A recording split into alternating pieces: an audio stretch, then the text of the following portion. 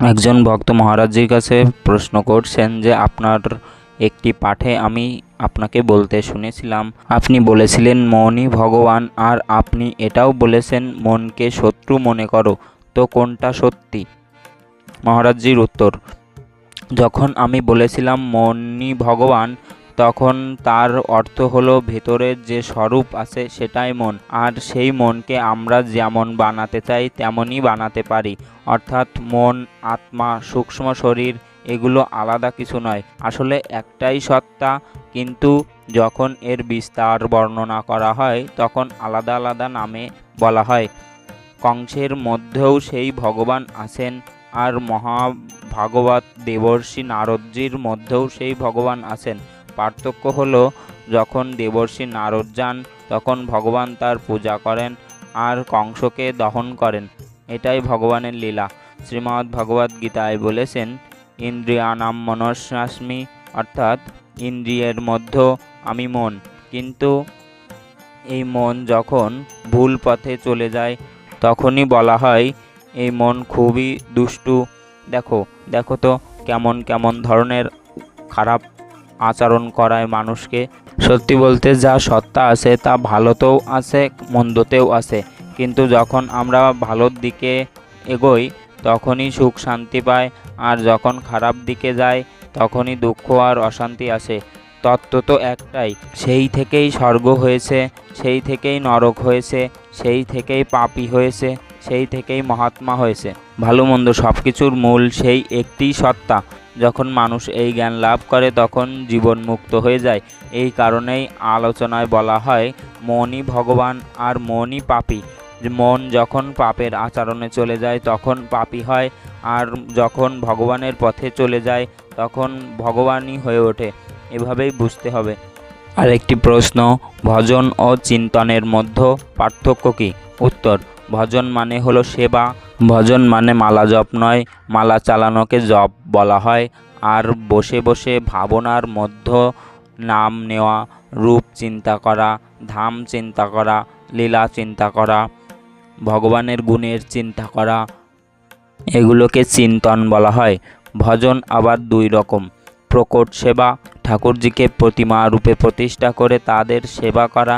দুই, মানসিক সেবা, মনে ঠাকুরজিকে প্রতিষ্ঠা করে মানসিকভাবে সেবা করা। সংস্কৃত ধাতুতে ভজ ধাতু সেবায়াম, অর্থাৎ ভজনের অর্থই হলো সেবা।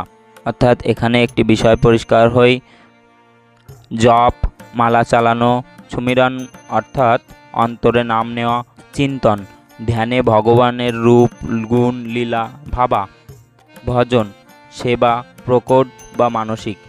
এই কারণেই হনুমানজি বলেছেন, বিপদে ভগবানের সুমিরন হয় কিন্তু তখন ভজন হয় না। অর্থাৎ সুমিরন আর ভজন আলাদা জিনিস। ভজন মানে ঠাকুর সেবা, সমাজ সেবা, পরিবার সেবা, দেশ সেবা, যেটা আমরা করতে পারি। আর সুমিরন মানে অন্তরে ভগবানের নাম স্মরণ।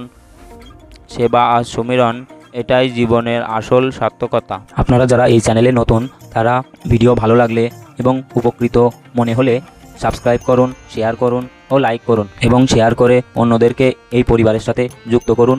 প্রশ্ন, গুরু পরব্রহ্ম স্বরূপ, তবু আমরা তাকে পুরোপুরি সমর্পণ করতে পারি না কেন? মহারাজজির উত্তর: হ্যাঁ, সত্যিই এটাই যে গুরু সাক্ষাৎ পরব্রহ্ম স্বরূপ, কিন্তু আমরা গুরুকে পুরোপুরি সেভাবে মান্য করি না, তাকে সমর্পিত হই না। প্রশ্ন, কি করলে হবে? উত্তর: যখন আমাদের হৃদয় নির্মল হবে তখনই গুরুকে পরব্রহ্ম মানতে পারবো, না হলে আমাদের দৃষ্টি মানসিক বুদ্ধিতেই আটকে থাকে। মনুষ্য, সাধক, সৎপুরুষ, ব্রহ্ম যদি এভাবে অভিজ্ঞতা হয়ে যায় তবে তো মুক্তিই হয়ে গেল। তখন আর কিসের জন্য ভগবানের দর্শন চাই? আমি তো ভগবানেরই দর্শন পেয়ে গেলাম। গুরুর ব্রহ্মা, গুরুর বিষ্ণু, গুরুর দেব মহেশ্বর, গুরুর সাক্ষাৎ পরব্রহ্ম, তস্মৈ শ্রী গুরবে নমঃ। তাহলে তো আমি পরব্রহ্মের দর্শন পেয়ে গেলাম। এবার আর কিসের সাধনা? এবার তো নাম জপ করেই আনন্দিত থাকা যায়। আমরা পরব্রহ্মকে পেয়েছি, কিন্তু এমন ভাব সবার মধ্যে থাকে না। সাধারণভাবে মানুষ গুরুতে একজন গাইড দেখে, যিনি পথ দেখিয়ে দেন, আর সেই পথ ধরে চললে পরব্রহ্ম লাভ হয় এমন ধারণাই থাকে। কিন্তু আসল সত্য হলো যে পরব্রহ্মকে লাভ করতে হয় সেই পরব্রহ্মই গুরুরূপে এসে পথ দেখান, অন্য কেউ পথ দেখাতে পারে না। তাই বন্দো গুরুপদ কঞ্জ কৃপা সিন্ধু নাম রূপ হরি মহামোহ তমপুঞ্জ। যার বাক্য সূর্যের মতো জ্যোতি ছড়িয়ে আমাদের মায়ার অন্ধকার দূর করে ব্রহ্ম সাক্ষাৎকার করিয়ে দেয়, সেই গুরুদেবই ভগবান, সাক্ষাৎ হরি গুরুরূপে আসেন। কিন্তু এই ভাবনা খুব উচ্চ স্তরের। গুরুকে যদি আমরা সাধু হিসেবে মানতে পারি তবে সেটাই বড় ব্যাপার। সত্যি বললে আমাদের দৃষ্টি মানসিক দৃষ্টিতেই থাকে। আমরা গুরুকে সব মানুষের মতোই ভাবি, একটু শ্রেষ্ঠ মনে করি, কিন্তু মানসিক বুদ্ধিই চালু থাকে। যখন গুরুর মধ্যে আমাদের মনুষ্য বুদ্ধি দূর হয়ে ভগবত বুদ্ধি আসে, তখন বুঝবো আমরা সাধনার সঠিক পথে চলেছি।